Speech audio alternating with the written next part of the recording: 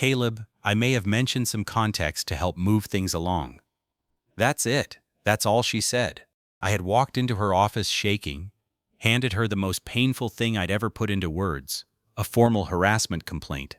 And Diana, the head of HR, casually fed it to the exact man I was afraid of, in a leadership meeting, 2 days before the holiday party, while I was still sitting at my desk thinking my secret was safe.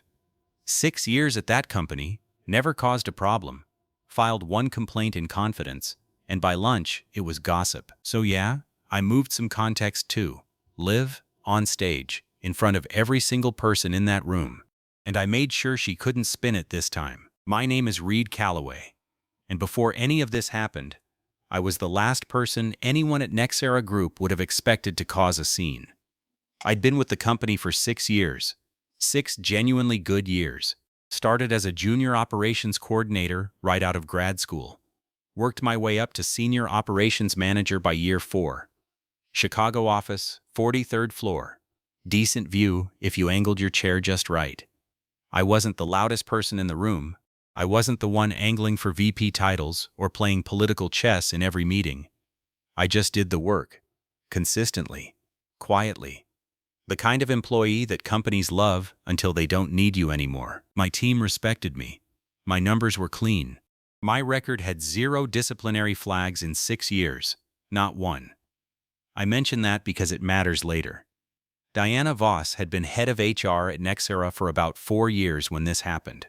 And look, on paper she was exceptional. Sharp dresser, warm handshake, remembered everyone's kids' names at the Christmas party. She had this way of making you feel like the most important person in the building when she was talking to you. Leadership adored her. The executive team treated her like an institution. What nobody talked about, or maybe nobody noticed, was how carefully she managed information, not protected it. Managed it. There's a difference. Diana always knew exactly who knew what, and she used that knowledge like currency. I didn't see that then. I only saw the warm handshake. The man I filed the complaint against was my direct supervisor, Greg Paulson, Regional Director of Operations. 12 years at the company, golf buddy of the CFO, and the kind of man who treated subordinates like furniture, useful until rearranged. What he'd been doing to me for 7 months wasn't loud or dramatic. It wasn't the kind of harassment that gets captured on camera or witnessed by 10 people. It was quiet, deliberate, calculated humiliation disguised as management, excluding me from key meetings I was supposed to lead, forwarding my project reports to the executive team without my name on them, interrupting me mid-sentence in front of clients and finishing my thoughts like I hadn't spoken. Small things individually, suffocating as a pattern. I documented everything. Dates, times, emails, witnesses. Took me 3 months to build the file. Another 2 weeks to work up the nerve to actually use it. And then I walked into Diana's office on a Tuesday morning, handed her that printed complaint, and watched her nod slowly, like she understood exactly how much it had cost me to sit in that chair. She did understand. That was the problem. The first sign something was wrong came from someone I barely knew. Her name was Priya, mid-level analyst. Sat 3 rows down from me, never really in my circle. She caught me in the break room Wednesday morning, 2 days after I'd filed the complaint. She grabbed her coffee, glanced toward the hallway like she was checking for someone, and then looked at me with this expression I still can't fully describe. Somewhere between pity and warning. "Hey, are you doing okay?" I told her I was fine. She nodded slowly, the way people do when they know you're not fine but they're not sure how much to say. "Just, people are talking, Reed. I don't know where it started, but it's moving fast." She walked out before I could ask her what exactly was moving. I stood there holding my coffee mug, and for about 30 seconds I genuinely convinced myself she meant something else. A budget rumor. A restructuring whisper. Anything else. It wasn't anything else. By noon, I had 3 separate people avoid direct eye contact with me in the hallway. Greg Paulson, the man I had filed the complaint against, passed my office at 11:40 and stopped. Just stopped in the doorway for a moment. Didn't say anything. Just looked at me with this slow, satisfied smile, like someone who had just been told exactly what they needed to know. Then he moved on. My stomach dropped so fast I had to put both hands flat on my desk. I called my colleague Jordan Marsh, one of the few people at Nexera I actually trusted, and asked him point blank if he'd heard anything. There was a pause on the line that lasted just a beat too long.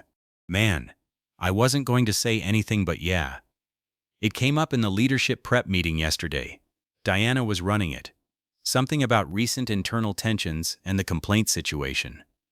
Greg was in that meeting, Reed. So was his assistant. I heard the words, processed them individually. Couldn't make them form a sentence that made any sense. Greg was in that meeting. Diana had run that meeting.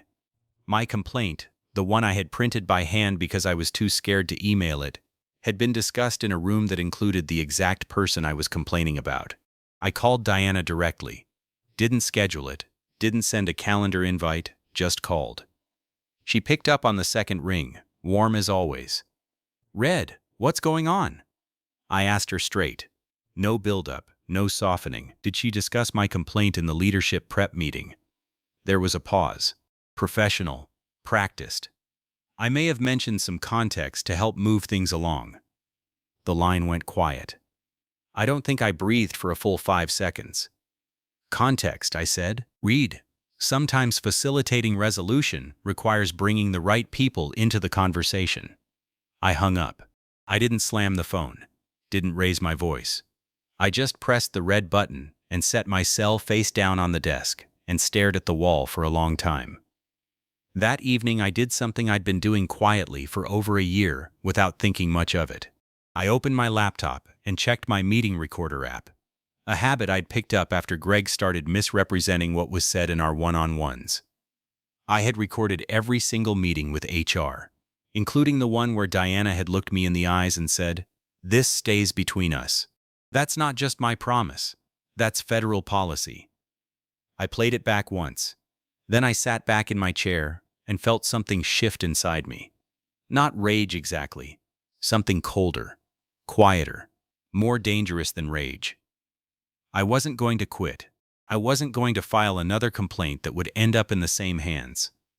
I wasn't going to send a strongly worded email that would get forwarded to the wrong person before I'd even closed my laptop. I was going to wait, and I was going to be very, very precise. I sat in my car that night for 45 minutes without starting the engine.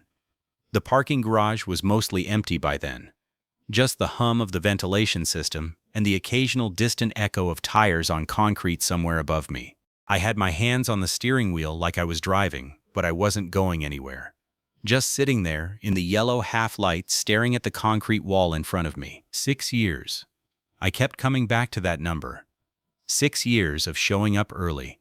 6 years of covering shifts nobody wanted, taking on projects that weren't mine, staying late when the numbers needed fixing, and leaving quietly when the credit got handed out to someone else. 6 years of being the kind of employee that makes a company run smoother while someone else takes the bow. And it had taken Diana exactly 1 meeting to detonate all of it. The worst part, and this is the part that actually physically hurt, was that I had chosen to trust her. Nobody forced me.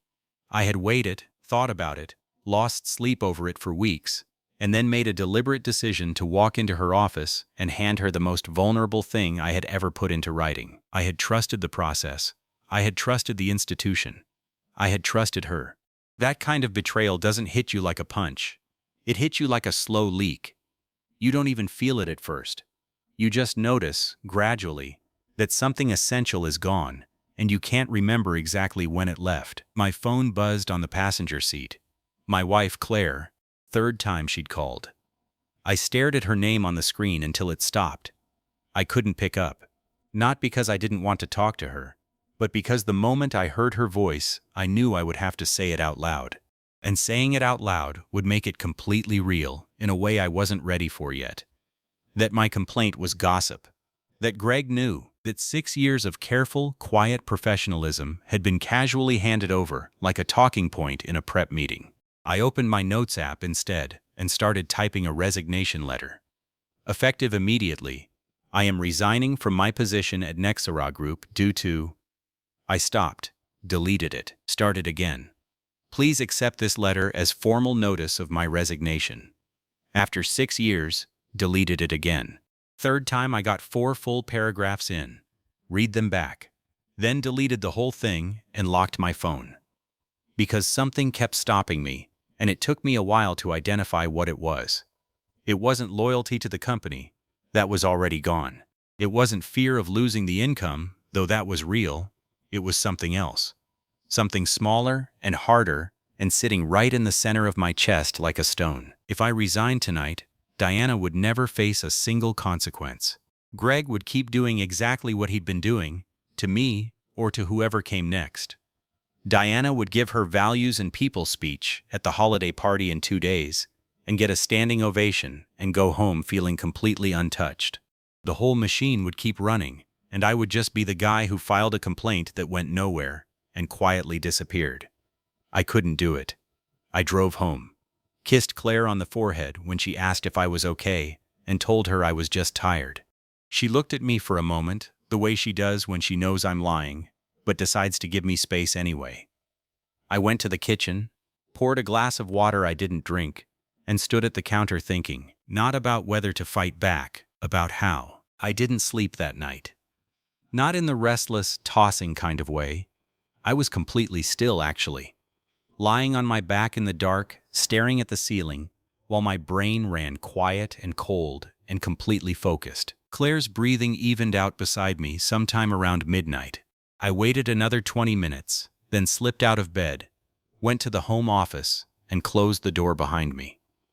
I opened my laptop. The first thing I did was pull up every single recorded meeting I had from the past 14 months. I used a basic app, nothing fancy, just a background recorder I'd started running after Greg began conveniently misremembering things I'd said in our one-on-ones. At the time it felt like basic self-protection. Lying there in my home office at 1 in the morning, it felt like the smartest thing I'd ever accidentally done.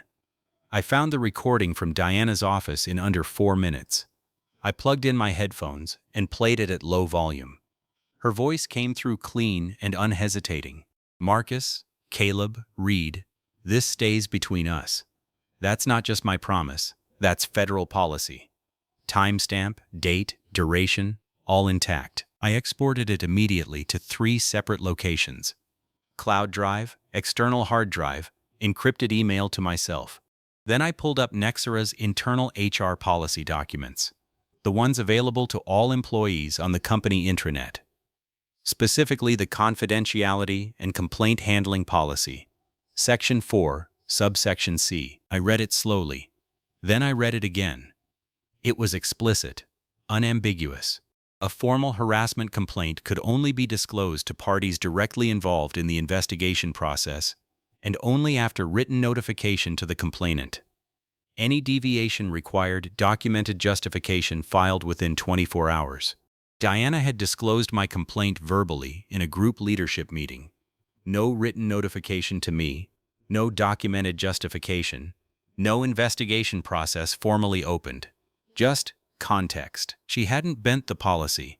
She had walked straight through it like it didn't exist. I screenshot every relevant page and saved them with the recordings. By 2 in the morning, I was thinking bigger. I remembered something Jordan had mentioned offhandedly about 3 months ago, that he'd filed a noise complaint about Greg's management style the previous year, and it had somehow just evaporated. No follow-up, no outcome, no paper trail. At the time, I'd filed it under company bureaucracy and moved on. Now it felt different. I texted Jordan at 2:15 a.m., just 4 words. "Can we talk tomorrow?" He replied in under a minute, which told me he wasn't sleeping either. The next morning, we met in the parking structure 1 level below the office. Jordan confirmed everything. His complaint had been received by Diana personally and simply never processed. He still had his original submission email with Diana's red receipt attached. Then he mentioned someone else, a woman named Tessa Bright in the finance department, who had filed a formal complaint against a senior manager 8 months ago. Same outcome. Received by Diana. Dissolved quietly. Tessa had left the company 4 months later. I reached out to Tessa that afternoon through LinkedIn. She responded within the hour. She still had everything. That evening, I did the one thing that separated what I was building from just another complaint that would disappear into Diana's inbox. I bypassed HR entirely and contacted Nexara's internal legal compliance officer, a man named Owen Garrett who reported directly to the board, not to the executive team, and whose entire function was to investigate institutional policy violations. I sent Owen a single email. No emotion, no narrative. Just a numbered list of documented violations, attached files, audio timestamps, and 2 additional complainant names willing to provide statements. Subject line: Formal policy violation. HR confidentiality breach. 3 documented incidents. I hit send at 7:43 p.m. Then I did something nobody expected. The next morning, I walked into the holiday party planning committee meeting and volunteered to manage the AV setup for the event. Nobody questioned it. Why would they? I was reliable Reed, quiet Reed. Reed who never caused problems. The committee chair smiled and handed me the equipment checklist without a second thought. I smiled back and wrote my name at the top of the sheet. The day of the holiday party, I woke up at 5:47 a.m. without an alarm. Claire was still asleep. I made coffee, sat at the kitchen counter, and checked my phone. One unread email. Owen Garrett sent at 11:52 p.m. the previous night. It was 4 sentences long. Mr. Calloway, I have reviewed the materials you submitted. This matter warrants formal investigation under Section 7 of Nexara's Internal Compliance Charter. I will be attending the holiday event this evening in my capacity as a board reporting officer. We will speak after. I read it 3 times, set my phone face down on the counter, picked up my coffee. Owen Garrett was going to be in that room tonight. Diana had no idea. I showered, got dressed, and drove to the venue 2 hours before doors opened. The party was being held at the Meridian, a corporate events space on the 13th floor of a building 4 blocks from the Nexara offices. Floor-to-ceiling windows, open bar, the kind of venue that made a mid-size company feel larger than it was. Diana had personally overseen the event planning for the 3rd consecutive year. Of course she had. I checked in with the venue coordinator, collected the AV equipment list, and spent the next 90 minutes setting up alone. Microphones, presentation screens, the slide deck Diana's assistant had emailed to the shared drive 2 days earlier. I loaded everything carefully, tested the inputs, learned exactly which cables ran to which outputs and how fast a source switch could happen without triggering the audio feedback loop. I knew the setup better than anyone in that building by the time the first guests arrived. Around 4 in the afternoon, Jordan texted me. "You need to hear this. Call me." I stepped into the hallway and called him immediately. What he told me stopped me mid-step. Apparently Diana had been in a closed-door meeting that morning with Greg Paulson and 2 members of the senior leadership team. Jordan's source was the executive assistant who sat outside that conference room and had very good hearing. The meeting had run almost 90 minutes, and the primary topic, according to what drifted through a door that wasn't quite fully closed, was how to handle Reed Calloway before the situation escalated further. That wasn't the part that stopped me. The part that stopped me was what Diana had apparently said near the end of that meeting. "I'll address it tonight, subtly, from the podium." I stood in that hallway and let that land for a full 10 seconds. She was going to use her speech, her annual Values and People speech, the one the whole company watched, the one leadership applauded, the one she had given for 3 consecutive years from that podium like a woman completely untouchable. She was going to use it to publicly reframe the narrative. Not name me directly. She was too smart for that. But enough. A carefully worded paragraph about employees who misuse internal processes, about the importance of good faith reporting, about protecting the company's culture from bad actors. Subtle enough to deny, obvious enough that everyone who knew would understand exactly who she meant. She was going to stand on that stage, in front of 400 people, and use her institutional power to quietly bury me one more time. And she had absolutely no idea that Owen Garrett had confirmed his attendance 40 minutes after she'd walked out of that morning meeting. No idea that I had spent 2 hours learning every cable and input source on that AV board. No idea that Tessa Bright and Jordan Marsh had both submitted formal written statements to compliance before noon. No idea that the presentation screen behind her podium was connected to a source I controlled entirely. I walked back into the venue, sat down at the AV booth, and straightened the equipment checklist on the table in front of me. 400 people. Open bar. Diana's big night. I had never felt calmer in my life. The room filled up fast. By 7 o'clock, the Meridian was loud and warm and glittering in the way corporate holiday parties always are. That specific combination of open bar relief and end-of-year exhaustion that makes everyone slightly more honest than they'd be on a Tuesday morning. People laughed louder, stood closer, let their guard down in increments. I stayed at the AV booth. I watched Greg Paulson arrive at 7:15 with 2 members of his team, already working the room. Handshakes and backslaps and that easy, confident energy of a man who believed the situation had been handled. He glanced toward my booth once, early on. I didn't look away. He did. Diana arrived at 7:30 in a deep navy dress, hair perfect, the kind of entrance she clearly choreographed. She moved through the crowd the way she always did, touching shoulders, remembering names, making each person feel briefly seen. From 40 feet away, she looked like exactly what the company believed her to be. Warm, trustworthy, essential. I watched her find her rhythm and felt nothing except focus. At 8:15, Diana's assistant approached the podium to introduce her. The room began to settle, glasses lowering, conversations tapering. I did a final check of every input source on the board in front of me. Everything was live. Everything was ready. I found Owen Garrett in the crowd. He was standing near the back left, slightly apart from the nearest group, holding a glass of water he hadn't touched. He wasn't mingling. He was watching. Our eyes met once across the room. He gave me the smallest, most professional nod I have ever received in my life. Diana took the podium to applause. She smiled the way she always smiled, wide, genuine-seeming, completely at ease. She thanked the planning committee. She acknowledged the year's challenges and the team's resilience.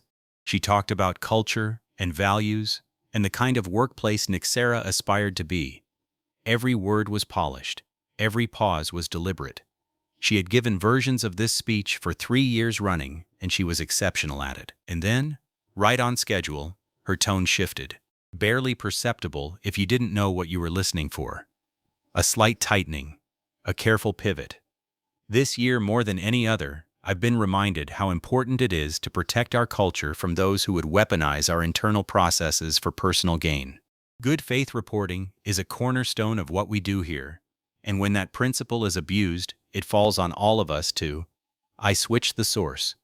The presentation screen behind her, the one displaying Nexera's logo and the words values, people, trust, went blank for exactly 2 seconds.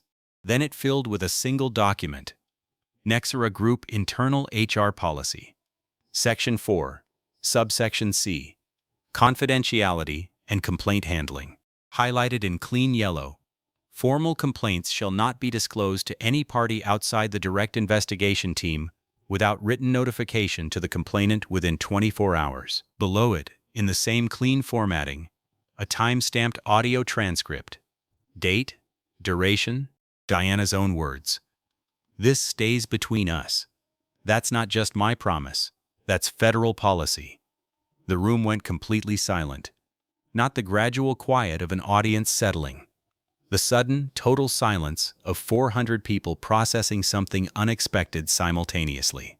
Diana turned to look at the screen behind her. I watched her read it.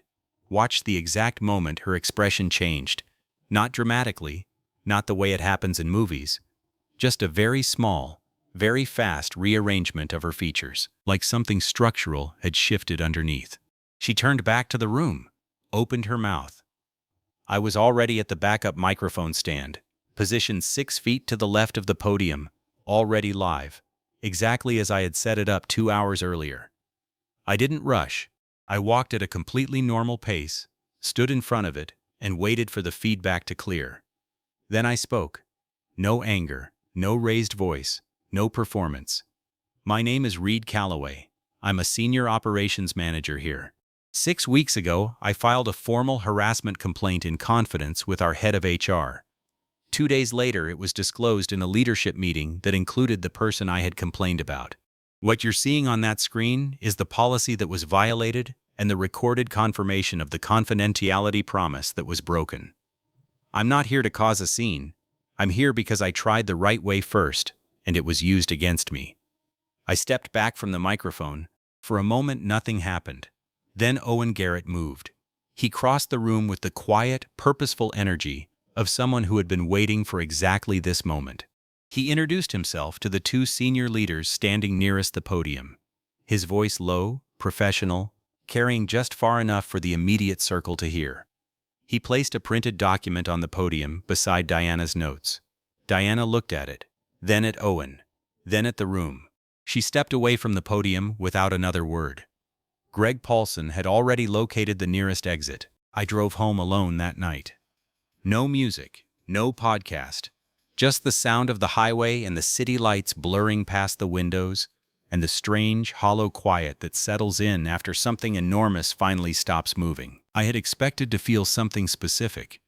Relief, maybe? Satisfaction. That clean, cinematic sense of justice landing exactly where it was supposed to. Instead, I just felt tired. Not the bad kind of tired. The kind that comes after you've been carrying something heavy for a very long time, and you've finally set it down. Your arms are still shaped around the weight even though it's gone. Your body hasn't caught up to the fact that it's over. Claire was awake when I got home, sitting at the kitchen counter with a cup of tea, still in her work clothes, waiting without making it look like waiting. I sat down across from her and told her everything. All of it. From the complaint, to Diana's office, to the parking garage, to the AV booth. She listened without interrupting, which is one of the things I love most about her. When I finished, she was quiet for a moment. Then she said, "Are you okay?" Not, "That was amazing." Not, "I can't believe you did that." Just, "Are you okay?" I thought about it honestly. "I don't know yet," I told her. "Ask me in a week." The formal investigation opened the following Monday. Owen Garrett ran it with the kind of methodical thoroughness that made it clear this wasn't his first institutional cover-up. Diana was placed on administrative leave within 48 hours.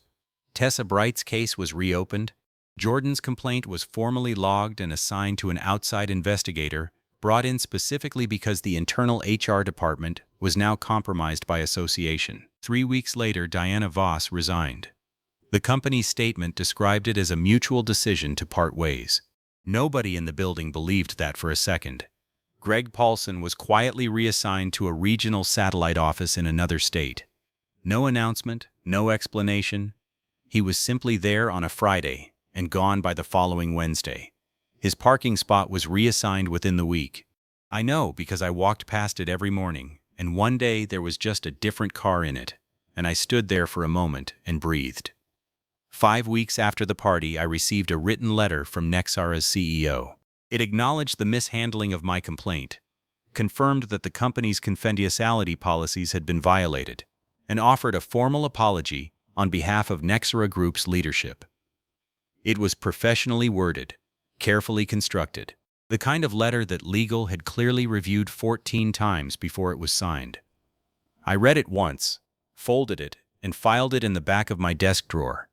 Not because it didn't matter, but because I already knew what I needed to know. I didn't need the letter to tell me I had been right. I had known that since the Tuesday morning I sat across from Diana and watched her nod like she understood exactly what my trust had cost me. The letter was for them.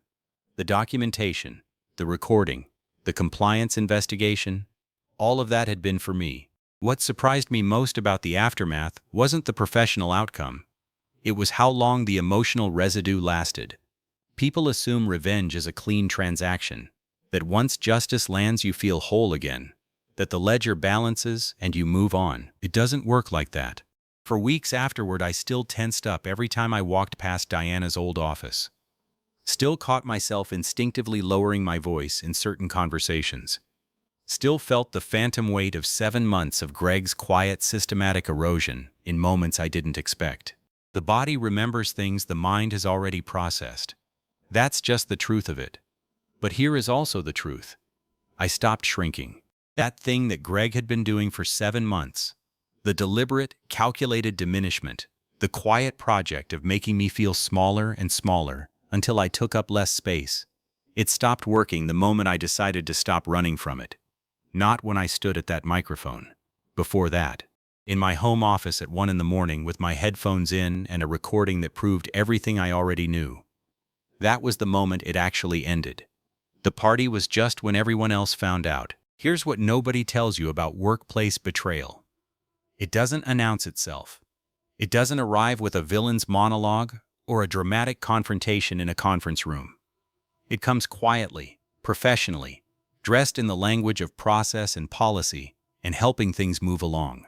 It wears a warm handshake and remembers your kids' names at the Christmas party. It looks you in the eyes and says this stays between us and means absolutely none of it. And the most dangerous thing it does, the thing that keeps most people silent, is make you doubt yourself before you even have a chance to fight back. How many people in that building had filed complaints that simply dissolved? How many had walked into Diana's office shaking, handed over the most vulnerable thing they'd ever written, and then quietly left the company 4 months later because the machine had chewed them up, and there was no documentation, no recording, no Owen Garrett waiting in the back of the room. Tessa Bright had. Jordan almost had. I almost had. The difference wasn't courage. I want to be clear about that because the word courage gets thrown around in these stories like it's the variable that separates the people who fight back from the people who don't. It isn't. The difference was documentation. The difference was a recording app I had started using almost by accident. The difference was a compliance officer who reported to the board instead of the executive team. The difference was 2 other people who had been wronged the same way and were willing to say so in writing. Systems fail people every single day. HR departments that exist to protect the company first and the employees second. Managers who have cultivated enough institutional goodwill that their behavior becomes untouchable. Policies written clearly enough on paper and ignored completely in practice. This isn't cynicism. This is just what happens when accountability has no external pressure applied to it. So if you take nothing else from this story, take this. Document everything. Not because you're planning to fight, because you don't know yet whether you'll need to. Record your meetings where legally permitted. Save your emails. Keep a private log with dates and times and exactly what was said. Not for vengeance, for accuracy. Because the moment someone decides to rewrite the narrative, the only thing that cuts through the spin is specificity. Know your company's internal compliance structure. Most large organizations have a reporting channel that bypasses HR entirely. A legal compliance officer, an ethics hotline, an audit committee that reports to the board. Most employees never learn this exists until they've already exhausted the channels that failed them. Learn it before you need it. And understand this. Clearly, completely. Your silence does not protect you. It protects them. Every time someone absorbs the cost of institutional failure quietly and exits without documentation, the next person who comes along has no foundation to stand on. Tessa's experience mattered to my case. Jordan's complaint mattered. The pattern only became visible because more than one person was willing to name it. I still work at Nexera. That surprises people when I tell them. They expect the ending to involve me walking out triumphantly, starting my own company, leaving it all behind. But I built 6 years there, and I'm not willing to let the actions of 2 people cost me what I earned. Diana is gone. Greg is gone. I'm still here. And every morning when I walk past that parking spot with the different car in it, I feel something I don't have a perfect word for. Not pride exactly, not satisfaction. Something quieter than both of those. Something that feels like still being there. If this story resonated with you, if you've ever sat in a parking garage with your hands on a steering wheel wondering whether fighting back was even worth it, leave a comment below. I read every single one. And if you're in the middle of something like this right now, document everything. Start tonight.